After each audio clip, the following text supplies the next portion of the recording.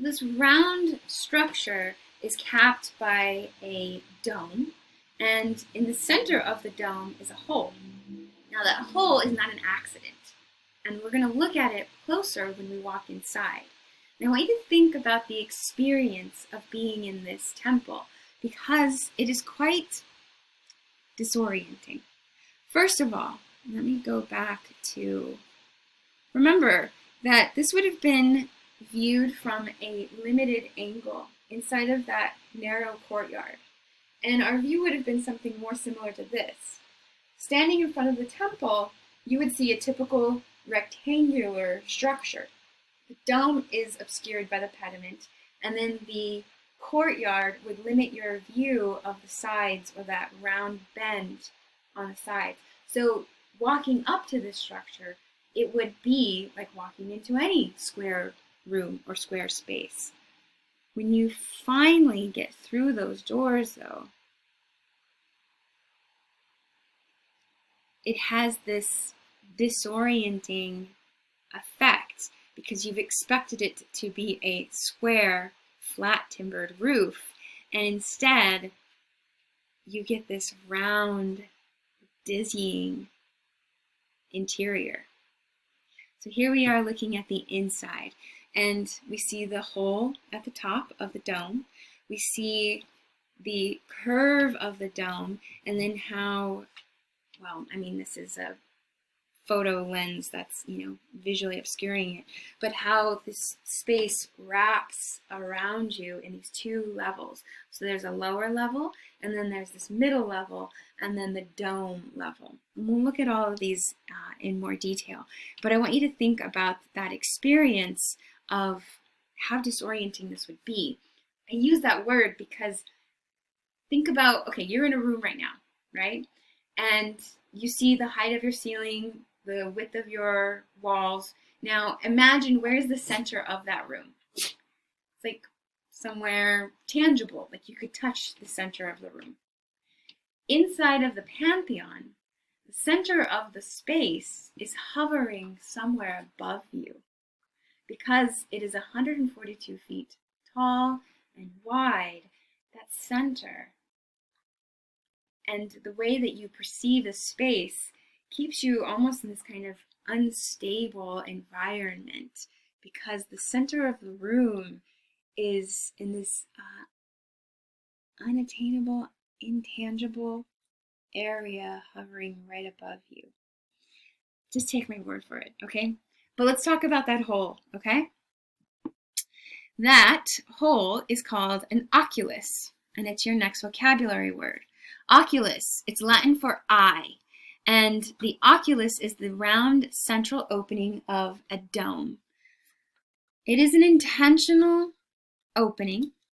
Oftentimes students will ask, well, is there any like glass there or paper or what? No, it's open to the elements. It's exposed, or not exposed. It's open to the elements. So if it rains in Rome, it's going to rain inside of the temple.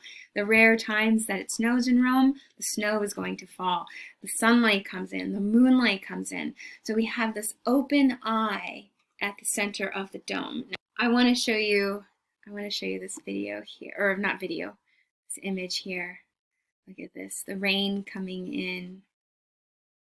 Oh, it's so lovely. Look at it. So the floors, they will get wet, but you know what? Those Romans, they're so smart. Oh, they built drainage holes into the floor. When you walk in, you'll see these bronze kind of almond-shaped holes. Those are the drainage holes, and they still work today. The entire building was built out of concrete, including the dome. What we see in the interior is the thin layers of colored stonework that were laid out into these bright, elaborate patterns. But remember, the core of the structure is concrete. Also, and I wish I had a image that showed you the actual scale of the walls, because the walls that support the dome, so those vertical walls that support the dome, are 20 feet thick. and they are built of a concrete with heavier stones. As the walls progress up through the dome, they change the formula of concrete to be lighter. So the concrete at the top is going to be lighter in weight than the concrete at the bottom. So not only is it 20 feet thick and the walls get thinner as they rise up through the dome, but the material itself gets thinner. The material that they used for the concrete at the top was mostly like pumice. And if you're familiar with pumice stone, it's a lava rock that has a lot of gas bubbles in it. It's very, very light. So we see this thick core of a structure being built out to create this space. Now the oculus is around the weakest point of the building. The dome has to be supported, and it is being supported by the the strength of those vertical walls. Sorry, I had to pause because my puppy had a squeaky toy. What was I saying? Yes, so the vertical walls are supporting this dome. The weakest point of the dome is the center. And so by removing the center of the dome, you're actually strengthening the structure itself and making it less prone to collapse. Let's look closer at the interior. The next thing you might notice beyond the oculus are those square elements around the inside of the dome. Those square elements are your next vocabulary word. They're called coffers. A coffer is a hollowed out area in a ceiling. And so here we see these coffers, and they are in sequential squares that get smaller and smaller and smaller as they get closer and closer to the center of the dome. This creates a visual or an optical illusion that this is a larger space. Like your eye will understand that square to be then the same size as the square above it and above it and above it. And so it has this effect of making it look like it's stretching up at this dramatic angle, as if it's reaching towards the heavens around the oculus, around that opening in the dome. These coffers also help to keep the dome in place. How? Well, it's removing excess weight. By having these hollowed out areas of the dome, you're lightening the stress, you're lightening the load, you're making it less stress on the structure itself. Now, originally, and I like this image here to help illustrate this point, but originally the interior coffers were decorated with these bronze gilded rosettes. So these were cast in bronze, covered in gold, and they're called rosettes because they look like rose petals, but they also might resemble stars. And they were inset into every one of those coffers. They've been removed, hacked into pieces, melted down, but originally they would have been these glittering stars set into every single coffer. Now, I wish we could go to Rome together, and I wish we could go into the Pantheon as part of a field trip, but we can't. So I'm going to use these images to ask you, what would be the symbolic connection between the architecture and its function as a temple? So here we are looking at the oculus, letting in this sunlight. Remember that originally inside these niches were statues of the main Roman gods. And remember the fact that the oculus lets in the light and the elements, and it moves throughout the day as the sun moves across the sky. I wish we were in class together because I really enjoy showing this artwork and talking about it with my students. But tell me, what's the symbolism of the oculus? We know the practicality of it. Take into consideration that those coffers would have had these golden stars. What would be the connection with the fact that it's a temple? It is. It's like the eye of the gods. An oculus. It's an eye. And these gods, they are representing natural forces of rain and summer and fall and winter and spring, light and dark. So it's as if we're inviting them into this space. They can peek in on their temple. Also, the dome with these golden rosettes, doesn't it resemble like the dome of heaven? Oftentimes, the celestial bodies, the stars overhead, are referred to as a dome. Here we have this dome with these golden sparkling stars. It's almost like a microcosm of the universe, with the gods above, this dome of the night sky, the stars, the heavenly bodies, and then the gods of Rome. Now the stonework, or the colored stone that we see lay as a veneer on the interior, they're taken from all over the empire. Here, I like this image here of the floor.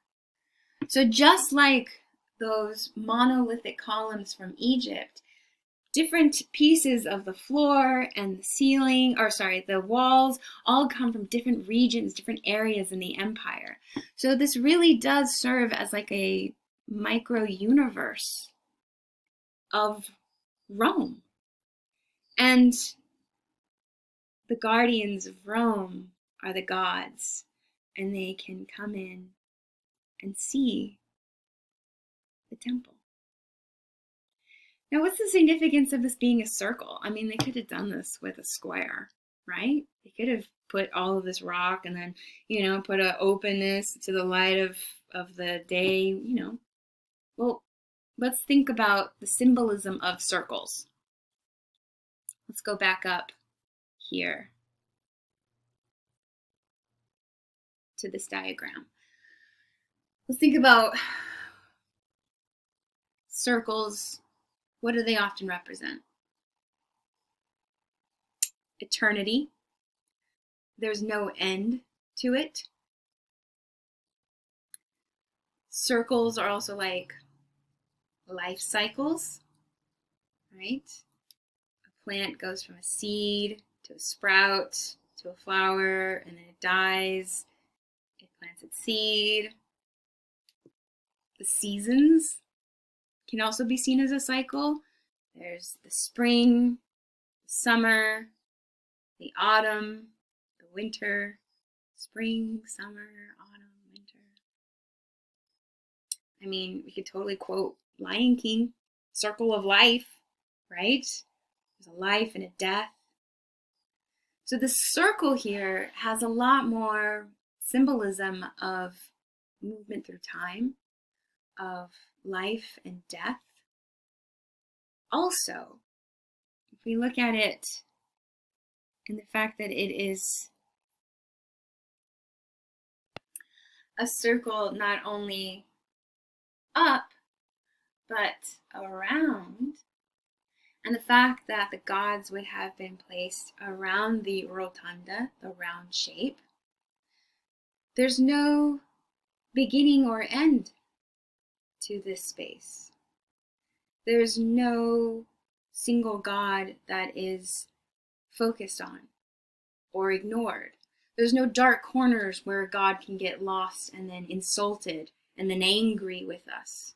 So we have this equal representation of the gods, which ensures their happiness, which ensures our happiness.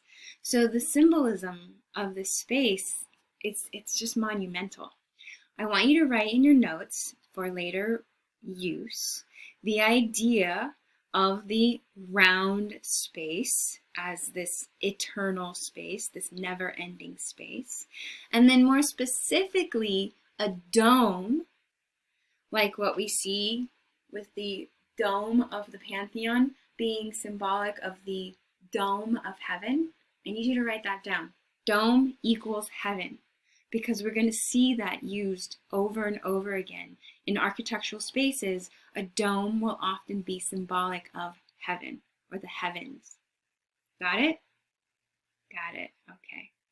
Now, as I said, we have to use our imagination a lot with this because those rosettes are missing. The statuary is missing. It now serves as a Christian church. When you walk inside, you can look around and take pictures, but sometimes Mass will be being held here at the site.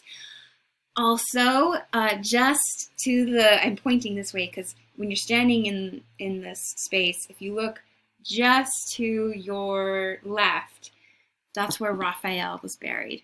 The famous Renaissance artist Raphael. If you've taken my other class, you know that I tease him and I call him Mr. Perfect. Mr. Perfect Raphael, buried in the Pantheon, and his tomb is right over there to the left. I know, right? It's crazy.